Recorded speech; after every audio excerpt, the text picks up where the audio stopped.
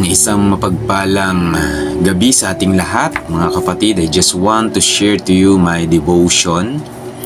Actually, kaninang umaga to na nagmula po sa Matthew chapter 28 verse 11 to 15. Sabi po dito, samantalang ang sila'y nagsisiparoon, narito ang ilan sa mga bantay ay nagsiparoon sa bayan at ibinalita sa mga pangulong saserdote ang lahat ng mga bagay na nangyari. At nang sila ay mga kipagkatipon na sa matatanda at makapagsanggunian na, ay nangagbigay sila ng maraming salapi sa mga kawal. Na nangagsasabi, sabihin ninyo, nagsiparito ng gabi ang kanyang mga alagad at siya'y kanilang ninakaw, samantalang kami nangatutulog. At kung ito'y dumating sa tainga ng gobernador, ay siya'y aming hihikayatin at kayo'y aming ilalagay sa panatag. Kaya't kinuha nila ang salapi at kanilang ginawa alinsunod sa pagkaturo sa kanila, at ang pananalitang ito ay kumalat sa gitna ng mga Hudyo at nananatili hanggang sa mga araw na ito. So by the way, this verse and yung context po na pinagmulan nito ay yung time na ang Panginoong Hesukristo ay nadatnan ng nila Maria na wala doon sa tomb. Yan. Sapagkat ang ating Panginoong Hesukristo ay muling nabuhay. Okay? Katulad ng sinabi po niya ng mga nakaraan bago po siya ipako sa krus. So yung time na yon, na-witness po ng mga kawal na yung mga anghel ay bumaba at nakita nila na ang Panginoong Hesukristo ay wala na mismo doon sa kanyang kinalalagyan. So, kung mapapansin po natin, ang mga kawal na nagbabantay po that time ay para silang naging haliging bato dahil sila po ay nangatakot sa mga anghel na kanilang nakita. So, this time, nakita po natin na sinabi nga na sila ay nakipagkasanggunian sa mga matatanda. Pinaliwanag nila kung anong nangyari, na ang ating Panginoong Hesukristo nga ay muling nabuhay, no? At yung mga anghel ay mismong nakita ng kanilang mga mata. Yun po yung isinangguni ng mga kawal na to sa mga matatanda. Alam niyo po kung ano naging reaksyon ng mga matatanda? Nag-isip po sila ng paraan para pagtakpan yung katotohanan na yan. At ano pong ginawa nila? Ang ginawa po nila sa mga kawal ay binayaran ng malaking halaga ng salapi. Lagi po nating sinasabi yan, money is not evil, but the love of money is the root of all evil. So maaaring itong mga matatanda na to, meron silang mga pera, meron silang mga panuhol, at alam nila yung katotohanan na nangyari sa Panginoon, pero para panindigan nila yung ginawa nilang persecution sa ating Panginoon, para panindigan nila na palabasing mali yung mga tagasunod ng ating Panginoong Hesukristo, para hindi sila mapahiya sa mga tao dahil pinatay nga nilang Meseya, pinatay nilang Panginoong Hesukristo. Gumawa sila ng paraan para paganahin yung kanilang mga pananalapi or kanilang kapangyarihan para bayaran ang mga tao. So itong kawal na to, ito po yung nagmamanifest ng isang korupsyon, no? So nawala yung integrity, nawala yung alam mo yun, yung pagtayo mo sa katotohanan dahil sa pananalapi. Hindi basta-bastang pananalapi ang isinuhul po sa kanila. I believe malaking halaga po yun. That time nung sinuhulan po ang mga kawal na to. At sinabi pa po ng mga matatanda, no? Sinabi, kaming bahala kapag ka nakarating ito sa gobernador. Nakita niyo po yung nangyari that time. Kaya kung iisipin po natin ang korupsyon, hindi lang po sa panahon natin ngayon. Sa time pa lang po ng ating Panginoong Hesukristo or before Christ, talagang meron na pong korupsyon, at ang pinapagana po nila dito ay pananalapi.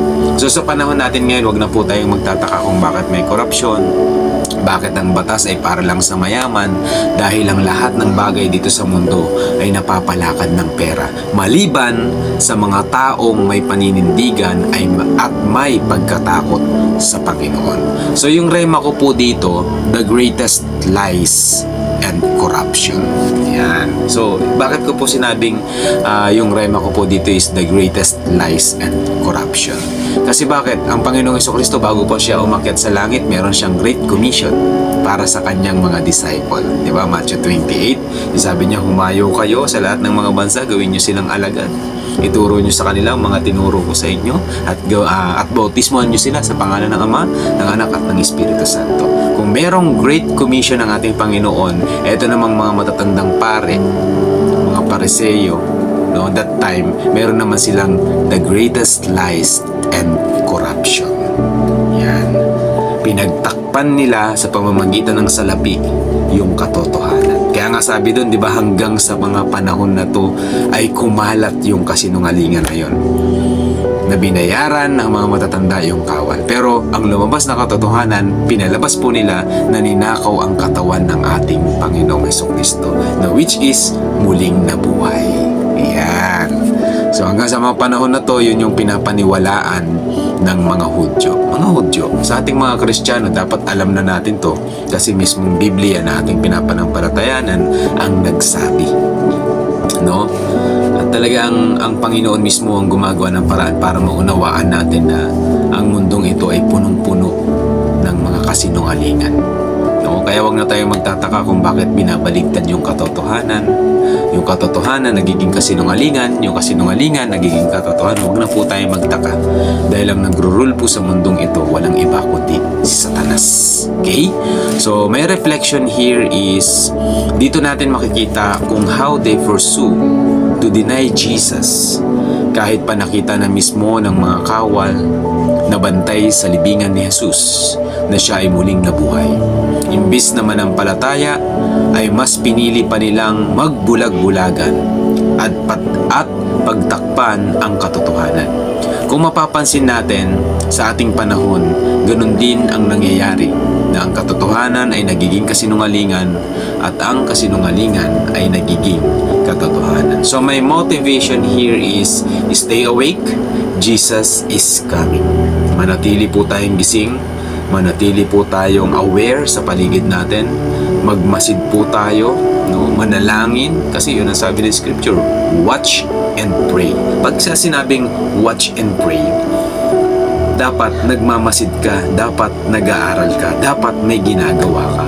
Yung mga tanda ng pagbabalik ng Panginoon, dapat aware tayo. Yung mga signs and wonder na ipinagpauna ng sabihin ng ating Panginoong Jesucristo from Matthew chapter 24. So all the signs is here. Hindi natin alam yung oras, yung araw, yung taon, pero we know it by season.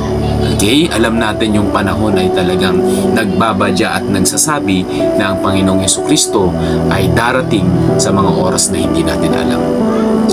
Jesus will come or rapture will take place at any moment. Alam natin ang rapture, mauuna yan. Okay? So, before yung coming ng Panginoon, kukunin niya muna lahat. No?